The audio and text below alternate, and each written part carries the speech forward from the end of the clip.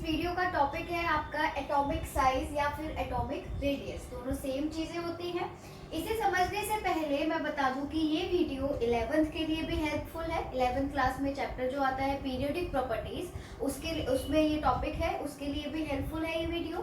साथ में जो हमारा बीएससी है उसके केमिस्ट्री के सिलेबस में सेमेस्टर फर्स्ट में, बीएससी सेमेस्टर फर्स्ट में आपका ये 3rd यूनिट है पीरियोडिक प्रॉपर्टीज का, तो उसका ये एक टॉपिक है एटॉमिक साइज और एटॉमिक रेडियस। ठीक है, अब एटॉमिक साइज और एटॉमिक रेडियस से पहले मैं आपको एक सिंपल बेसिक सी चीज बताती हूँ। आपको स्क्रीन पर एक पीरियोडिक टेबल का एक पूरा फोटो दिख रहा है, ठीक है। आप उसमें देखो कि पीरियोडिक टेबल में आपका जो वर्टिकल लाइंस है, वर्टिकल का मतलब है जो खड़ी हुई लाइंस हैं उनको हम ग्रुप्स बोलते हैं। जो खड़े हुए आपके रोज हैं उनको हम ग्रुप्स बोलते हैं, और जो आपकी हॉरिजॉन्टल लाइंस हैं, हॉरिजॉन्टल रोज हैं, या हम कह सकते हैं कि जो पड़ी हुई, जो लेटी हुई रोज हैं उनको हम पीरियड्स कहते हैं। हमारा जो पीरियोडिक प्रॉपर्टीज हैं जिसमें हम एटॉमिक रेडियस या साइज या फिर आयनाइजेशन एंथैल्पी या इलेक्ट्रॉन गेन एंथैल्पी या इलेक्ट्रोनेगेटिविटी हम पढ़ते हैं, उनमें बेसिकली हमें क्या पढ़ना होता है कि पीरियड्स में और ग्रुप्स में, जब भी हम पीरियोडिक टेबल में देख रहे हैं कि जो पीरियड्स हैं और जो आपके ग्रुप्स हैं उनमें किस तरीके से ये जो प्रॉपर्टीज हैं उनमें वेरिएशन आ रहा है या वो चेंज हो रही है। ठीक है, तो ये आपने पीरियोडिक टेबल ठीक से देख ली, क्योंकि आगे हम इसमें से एलिमेंट्स भी बताएंगे कि एटॉमिक साइज कैसे घटता बढ़ता है, एलिमेंट के द्वारा, एग्जाम्पल के द्वारा भी हम देखेंगे। चलिए शुरू करते हैं। आपका जो एटॉमिक रेडियस या एटॉमिक साइज होता है, सबसे पहले समझते हैं कि ये होता क्या है। आपने पढ़ा होगा, जब आपने बेसिक मैथ देखी होगी तो आपने रेडियस नाम पढ़ा होगा, ठीक है। सर्कल में हम रेडियस देखें, जैसे आप मान लो ये आपका एक सर्कल है, ठीक है। इस सर्कल का ये है आपका सेंटर, ठीक है। इस सेंटर से आपकी बाउंड्री तक जो डिस्टेंस होती है वो क्या होती है, रेडियस होती है। इसे हम क्या बोलते हैं, आर, यानी कि रेडियस बोलते हैं। बिल्कुल सेम कॉन्सेप्ट आपके एटम में है। आपका एटम जो होता है, मान लो ये आपका इस तरीके से, ये है बीच का सेंटर और ये आपकी है ऑर्बिटल्स, इनमें है इलेक्ट्रॉन शेल्स हैं ये आपकी, और जिसमें आपको इलेक्ट्रॉन्स देखने को मिल रहे हैं, ठीक है। आपका जो एटम होता है वो बिल्कुल, अगर हम बेसिक वाली चीजें देखें तो 3 चीजों से मिलकर बनता है। कौन कौन सी? एटम आपका बनता है न्यूट्रॉन से। किससे बनता है? न्यूट्रॉन से बनता है। उसके अलावा प्रोटॉन्स से होता, मतलब प्रोटॉन्स इसमें प्रेजेंट होते हैं, और उसके अलावा आपका इलेक्ट्रॉन इसमें प्रेजेंट होता है। क्या होता है? इलेक्ट्रॉन्स इसमें प्रेजेंट होते हैं। किस तरीके से होते हैं? जो एटम का सेंटर वाला पार्ट होता है, ये जो बिल्कुल सेंटर वाला पार्ट है, इसे हम न्यूक्लियस बोलते हैं। न्यूक्लियस किससे मिलके बनता है? न्यूट्रॉन्स और प्रोटॉन्स से मिलके बनता है आपका न्यूक्लियस, ठीक है। न्यूक्लियस के चारों तरफ प्रेजेंट होती है शेल्स या फिर ऑर्बिट्स। शेल्स या ऑर्बिट्स को हम कैसे समझाते हैं कि शेल्स और ऑर्बिट्स वो स्पेस में वो जगह है जहां पर इलेक्ट्रॉन पाए जाने की प्रोबेबिलिटी सबसे ज्यादा है, ठीक है। जहां पर सबसे ज्यादा चांसेस है कि इलेक्ट्रॉन मिलेगा, वो आपकी ऑर्बिट्स या शेल्स होती है। तो ये आपकी शेल्स हो गई। अब इसमें आप एटॉमिक रेडियस कैसे देखोगे? बिल्कुल यही कॉन्सेप्ट आपको इसमें लगाना है। ये आपका एक एटम हो गया। इस तरीके से देखोगे कि ये जो आपका न्यूक्लियस है वो सेंटर है। इस न्यूक्लियस से आपके आउटर मोस्ट शेल में जो इलेक्ट्रॉन प्रेजेंट है, इस न्यूक्लियस से आउटर मोस्ट शेल सबसे बाहर वाली शेल में जो इलेक्ट्रॉन प्रेजेंट है, उस तक की दूरी क्या कहलाएगी? रेडियस कहलाएगी। अब ये हम एटम में देख रहे हैं तो ये रेडियस क्या हो जाएगी? एटॉमिक रेडियस हो जाएगी। तो एटॉमिक रेडियस का मतलब हो गया वो डिस्टेंस, किसी भी एटम में वो डिस्टेंस जो न्यूक्लियस से लेकर आउटर मोस्ट शेल के इलेक्ट्रॉन तक होती है, उसे हम एटॉमिक रेडियस कहते हैं, ठीक है। एटॉमिक रेडियस और एटॉमिक साइज, अब इसमें क्या मतलब क्या सिमिलैरिटी है? मैंने बोला कि ये दोनों सेम चीज है। क्यों सेम चीजें हैं?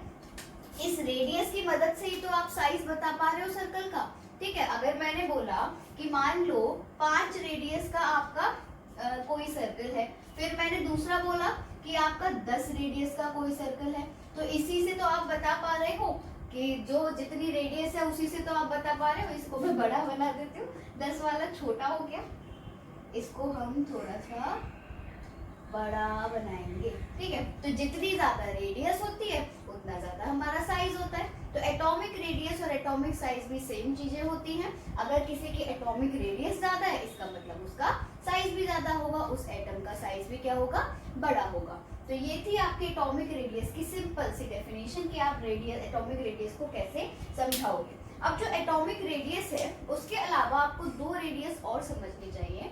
एक तो एटॉमिक रेडियस हो गया सिंपल कि किसी भी एक एटम में न्यूक्लियस से लेकर सबसे बाहर वाले इलेक्ट्रॉन या आउटर मोस्ट शेल के इलेक्ट्रॉन तक जो भी डिस्टेंस होगी वो आपकी एटॉमिक रेडियस होगी। उसके अलावा आपको दो टर्म और पढ़नी है। एक है आपकी कोवेलेंट रेडियस,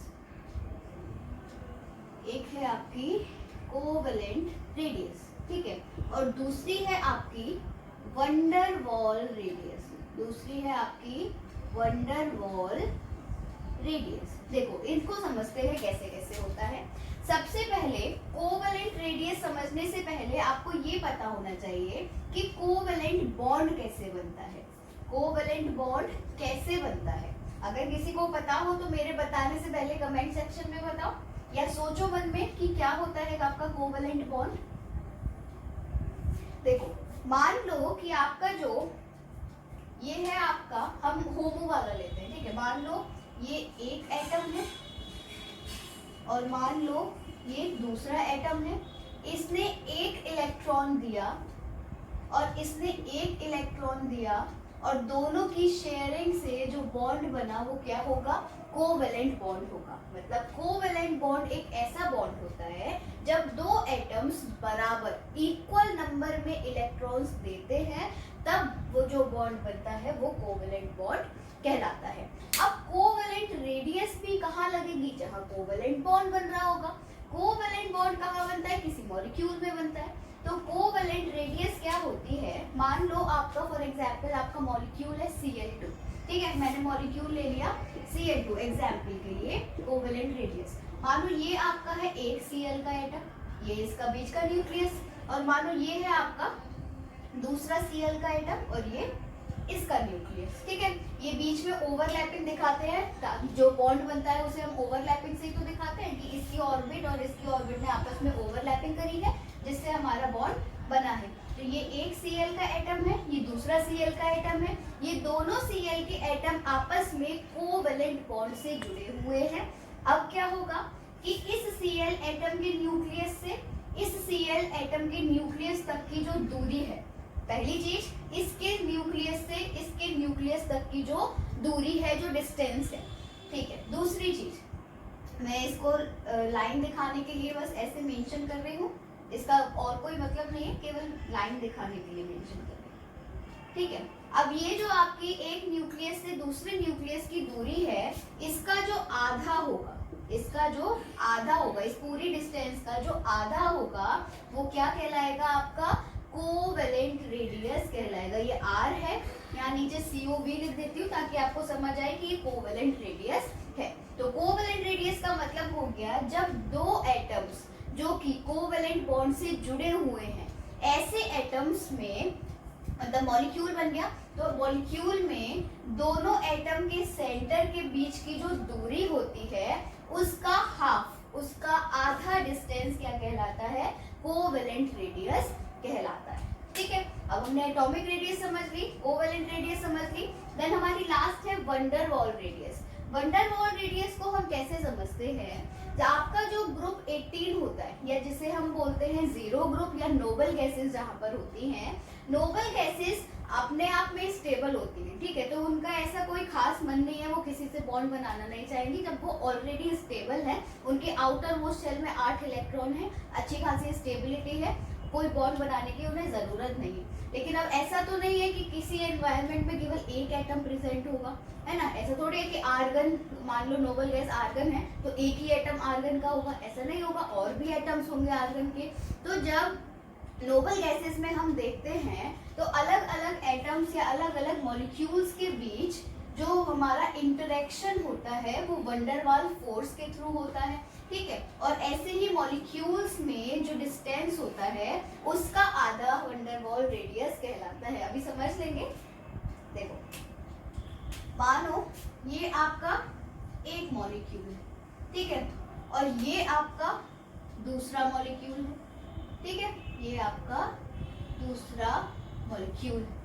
एक मॉलिक्यूल ये है, एक मॉलिक्यूल ये है। अब क्या होगा, इसका ये सेंटर, इसका ये सेंटर, इसका ये सेंटर और इसका ये सेंटर, दो बराबर बराबर वाले मॉलिक्यूल्स, यानी कि दो नेबरिंग मॉलिक्यूल्स, नेबरिंग का मतलब पड़ोसी मॉलिक्यूल्स, दो नेबरिंग मॉलिक्यूल्स में जो सबसे पास वाले एटम्स हैं, दो नेबरिंग मॉलिक्यूल्स में जो सबसे पास वाले एटम्स हैं, उनके न्यूक्लियस के बीच का डिस्टेंस का आधा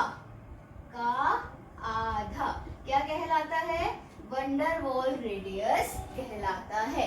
फिर रिपीट कर देती हूँ, दो पड़ोसी मॉलिक्यूल्स या दो नेबरिंग मॉलिक्यूल्स के सबसे पास वाले एटम्स, ये तो दूर दूर वाले हैं ना, ये दोनों एटम्स पास वाले हैं, सबसे पास वाले एटम्स के न्यूक्लियस के बीच का डिस्टेंस का जो आधा डिस्टेंस है उसे हम वंडरवॉल रेडियस बोलते हैं।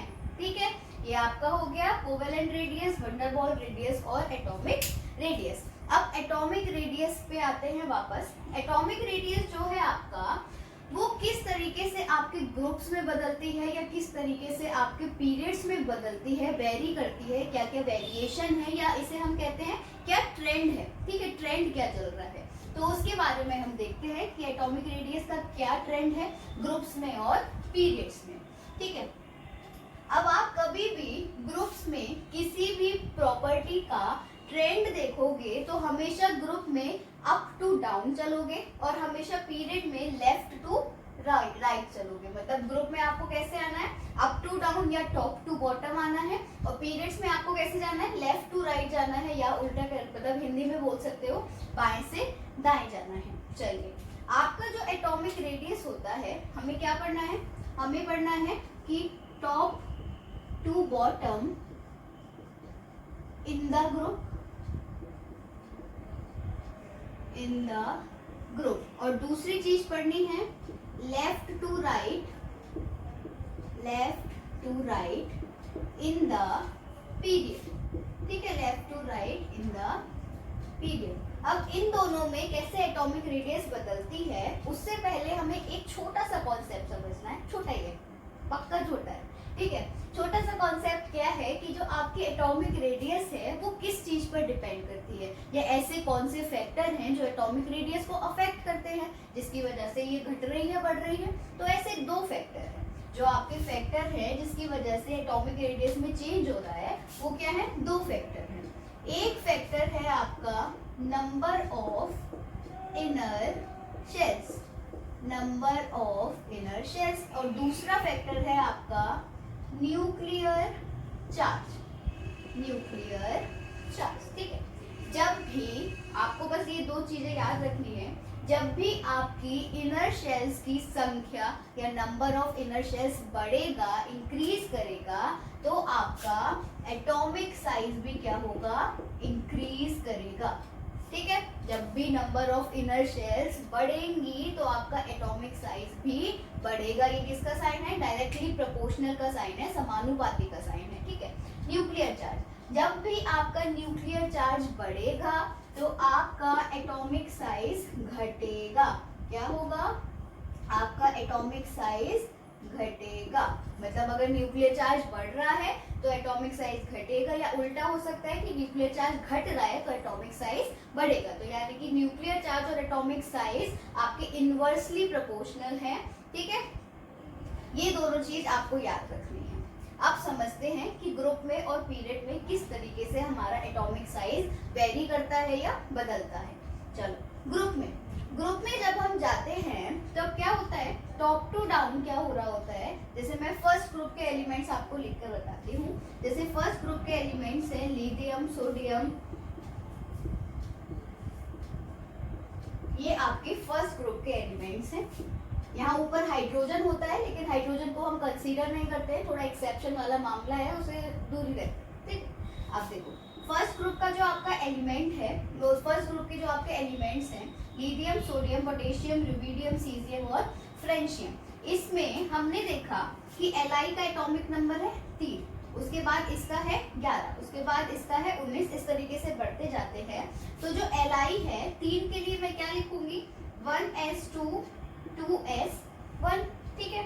इसके लिए क्या लिखूंगी 1s2 2s2 2p6 3s1, ठीक है। इसी तरीके से इसमें आ रहा होगा 4s1, इसमें आ रहा होगा 5s1, इसमें आएगा 6s1 और इसमें आएगा आपका 7s1। अब इस 2s1 ये जो आपका आखिरी इलेक्ट्रॉन है, इनर शेल हम किसे बोलते हैं, जो आउटर वाली शेल से अंदर जितनी भी शेल होंगी सब आपकी इनर शेल्स होंगी। इसमें ये आपका आउटर वाला है, ये आउटर आउटर आउटर और आउटर, मतलब सबसे बाहर वाली शेल्स हैं जिनमें सबसे बाहर वाला इलेक्ट्रॉन या सबसे लास्ट इलेक्ट्रॉन है। अब इसमें देखो लिथियम में बाहर वाली को छोड़कर कितनी शेल बच रही है, एक, ठीक है। इसमें देखो 3 में बाहर वाली को छोड़कर कितनी बच रही है, एक और दो शेल्स, ठीक है। यहाँ पे मैं लिख देती हूँ नंबर ऑफ इनर शेल्स कितनी है, ठीक है। इसमें कितनी बची, इसमें बची 1, इसमें बची 2, ऐसे ही इसमें होंगी 3, इसमें आएंगी 4, इसमें आएंगी 5 और इसमें आएंगी 6। इस 2s2 और 2p6 को एक शेल मानूंगी क्योंकि शेल कौन सी है, 2 नंबर वाली है। तो 2s2 2p6 एक शेल, 1s2 एक शेल, तो कितनी हो गई 2 शेल्स। तो जब भी हम ग्रुप में ऊपर से नीचे जाते हैं, टॉप टू बॉटम जाते हैं, नंबर ऑफ इनर शेल्स बढ़ रही हैं, 1 2 3 4 5 6 बढ़ रही हैं, और नंबर ऑफ इनर शेल्स जब बढ़ती हैं तो आपका एटॉमिक साइज भी क्या होता है, बढ़ता है। तो top to bottom in the group क्या, कैसे एटॉमिक साइज होगा, एटॉमिक साइज इंक्रीजेस। ये एरो का मतलब है कि इंक्रीज हो रहा है, जो एटॉमिक साइज है वो क्या हो रहा है, इंक्रीज हो रहा है। Atomic size increases. जब भी हम ग्रुप में डाउन जाएंगे, ऊपर से नीचे जाएंगे, आपका एटॉमिक रेडियस या एटॉमिक साइज क्या होगा, इंक्रीज करेगा या फिर बढ़ेगा, ठीक है। अब दूसरी चीज, आपका जो left to right in the period है, जब भी, ये आप नोट कर लेना, ठीक है, 2 मिनट पॉज करके नोट कर लेना, इंपॉर्टेंट है। उसके बाद हम पीरियड्स का देखते हैं। पीरियड्स में क्या होता है, कभी भी हम किसी एक पीरियड में जाते हैं, आपके 7 पीरियड्स होते हैं, 1 से शुरू होते हैं, 1 2 3 4 5 6 7। कभी भी हम किसी नंबर के पीरियड में जाते हैं तो उस पीरियड में जितने भी एलिमेंट्स होंगे सब में उतनी ही नंबर ऑफ शेल्स होंगे। फॉर एग्जाम्पल अगर मैं लिखूं, फॉर एग्जाम्पल मैंने बोला कि आप सेकंड पीरियड में मूव करो लेफ्ट टू राइट, तो सेकंड पीरियड में जितने भी एलिमेंट्स होंगे सब में कितनी शेल्स होंगी, 2 ही शेल्स सब में प्रेजेंट होंगी। अच्छा, उसके बाद दूसरी चीज, अब नंबर ऑफ शेल्स किसी भी पीरियड में, ठीक है, किसी भी पीरियड में नंबर ऑफ शेल्स या इनर शेल्स क्या है, इक्वल होती हैं, नंबर शेल्स इक्वल होती है। तो अब हम कैसे बताएं कि भाई पीरियड में लेफ्ट टू राइट जाने पर एटॉमिक रेडियस बढ़ रही है या घट रही है। अब यहाँ पर काम करता है हमारा न्यूक्लियर चार्ज। क्या काम करता है, न्यूक्लियर चार्ज। अब देखो न्यूक्लियर चार्ज क्या होता है, न्यूक्लियर चार्ज या हिंदी में बोले इसे नाभिक आवेश, ठीक है। न्यूक्लियर चार्ज का मतलब है वो फोर्स ऑफ अट्रैक्शन, वो आकर्षण बल जो न्यूक्लियस लगा रहा है, सबसे बाहर नहीं, सारे इलेक्ट्रॉन पर लगाएगा।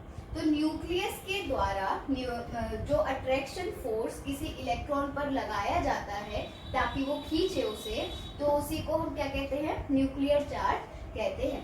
जब भी हम पीरियड में लेफ्ट टू राइट जाते हैं तो हमारा न्यूक्लियर चार्ज क्या होता है, बढ़ जाता है। हमारा न्यूक्लियर चार्ज क्या होता है, बढ़ जाता है, जिसकी वजह से जो एटॉमिक साइज है वो क्या हो जाता है, घट जाता है।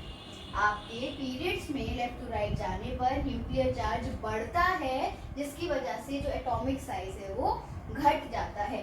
तो left to right in the period क्या होगा, आपका जो एटॉमिक साइज है वो क्या करेगा, घटेगा। एटॉमिक साइज बोल लो या फिर एटॉमिक रेडियस बोल लो, कुछ भी बोल लो, ठीक है। तो एटॉमिक साइज है, एटॉमिक रेडियस पीरियड्स में क्या होता है, घटते हैं, और ग्रुप में क्या होता है, इंक्रीज होते हैं, ठीक है। ये आपकी है एटॉमिक रेडियस के ट्रेंड टॉप ग्रुप में और पीरियड में। अब यहाँ मैं एक बात और समझा देती हूँ कि आप ऐसे भी देख सकते हो कि टॉप टू बॉटम आपकी शेल्स बढ़ रही हैं, मतलब आप कहो कि भाई शेल्स और एटॉमिक साइज कैसे रिलेट कर रहे हैं, क्यों हो रहा है ऐसा, ये इसके डायरेक्टली प्रोपोर्शनल क्यों है और ये इसके इनवर्सली प्रोपोर्शनल क्यों है, क्यों ये उल्टा हो रहा है, क्यों उल्टा रिलेशन है। तो देखो इसका सिंपल सा है, ये नोट करना, ठीक है।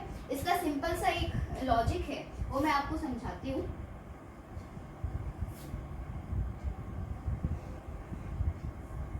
सबसे पहले समझते हैं कि इनर शेल बढ़ने से एटॉमिक साइज क्यों बढ़ रहा है। अब देखो, मान लो पहला केस, आपका पहला केस है कि ये आपका कोई एटम है, 1 और 2, ठीक है, 2 शेल है इसमें। उसके बाद दूसरा एटम है आपका 1, 2 और 3, ठीक है, इसमें 2 शेल हैं और टोटल, ठीक है, और इसमें 3 शेल हैं टोटल, ठीक है, इसमें 3 शेल्स हैं टोटल। अब होगा क्या, एटॉमिक रेडियस का मतलब क्या है, इस सेंटर से सबसे बाहर वाले तक की डिस्टेंस, इस सेंटर से सबसे बाहर वाले तक की डिस्टेंस। आपको दिख रहा होगा कि इसकी डिस्टेंस इससे कम है, मतलब ज्यादा शेल आ रही हैं तो ज्यादा डिस्टेंस देखने को मिल रहा है, कम शेल आ रही हैं तो कम डिस्टेंस देखने को मिल रहा है। तो इसलिए जब भी आपकी शेल्स की संख्या, शेल्स का नंबर बढ़ेगा तो डिस्टेंस बढ़ जाएगी न्यूक्लियस की आउटर मोस्ट शेल तक, और डिस्टेंस बढ़ गई इसका मतलब एटॉमिक रेडियस बढ़ गया, और एटॉमिक रेडियस बढ़ गया तो सिंपल सी बात है एटॉमिक साइज भी बड़ा हो गया। तो इसलिए जब आपकी शेल्स बढ़ जाती हैं तो एटॉमिक साइज बढ़ जाता है। अब दूसरी चीज, जो आपका न्यूक्लियर चार्ज है वो उल्टा रिश्ता क्यों रखता है, उल्टा रिलेशन क्यों है एटॉमिक साइज से। न्यूक्लियर चार्ज क्या होता है, देखो ये आपका न्यूक्लियस, ठीक है, ये आपकी शेल्स हैं जिसमें आपके इलेक्ट्रॉन्स प्रेजेंट हैं, कुछ इलेक्ट्रॉन्स बना लिए ये मैंने। अब होता क्या है, न्यूक्लियर चार्ज का मतलब है कि ये जो आपका पॉजिटिव चार्ज वाला न्यूक्लियस है, ये इलेक्ट्रॉन कैसे होते हैं, नेगेटिव चार्ज वाले होते हैं, और पॉजिटिव और नेगेटिव आपस में क्या करते हैं, अट्रैक्ट करते हैं। तो ये जो पॉजिटिवली चार्ज आपका न्यूक्लियस है, ये इस इलेक्ट्रॉन पर क्या करेगा, फोर्स लगाएगा, इसे अट्रैक्ट करेगा, और जितना ज्यादा ये इलेक्ट्रॉन को अट्रैक्ट करेगा साइज उतना छोटा हो जाएगा। जितना ज्यादा ये सेंटर इस इलेक्ट्रॉन को अट्रैक्ट करेगा, ये उतना ज्यादा क्या होगा, सिकुड़ जाएगा, इसका साइज क्या होगा, छोटा हो जाएगा। तो अगर न्यूक्लियर चार्ज ज्यादा है तो साइज क्या हो जाएगा, कम हो जाएगा, क्योंकि ज्यादा फोर्स ऑफ अट्रैक्शन है, ज्यादा इंटेंसिटी है अट्रैक्शन की, जिसकी वजह से ये क्या हो जाता है, श्रिंक हो जाता है, सिकुड़ जाता है या छोटा हो जाता है। तो न्यूक्लियर चार्ज की वजह से, मतलब न्यूक्लियर चार्ज अगर ज्यादा होता है तो आपका एटॉमिक साइज क्या होता है, कम होता है, ठीक है।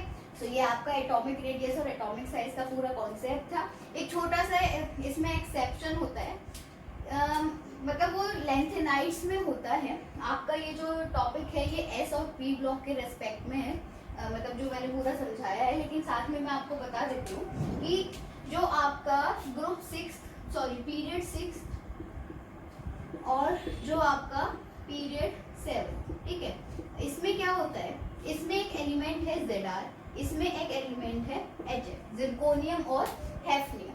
होना क्या चाहिए था कि जब आप पीरियड में ऊपर से नीचे की तरफ जाते हो तो इसकी रेडियस ज्यादा होनी चाहिए थी, इसका साइज ज्यादा होना चाहिए था, इसका साइज कम होना चाहिए था, है ना, हम यही कहते हैं। तो लेकिन क्या पाया गया एक्सपेरिमेंट में कि जिरकोनियम और हैफनियम का साइज क्या है, लगभग बराबर है, बहुत बस पॉइंट में फर्क है, कि जैसे मान लो जिरकोनियम का 1.40 है तो इसका 1.41 है, बस ऐसे करके फर्क है, ठीक है, पॉइंट में फर्क है। और इसका रीजन क्या होता है, इसका रीजन सिंपल सा है, लेंथेनाइड कॉन्ट्रैक्शन एक आपका कॉन्सेप्ट होता है, जिसकी वजह से इन दोनों एलिमेंट्स की जो एटॉमिक साइज है वो लगभग बराबर हो गए हैं।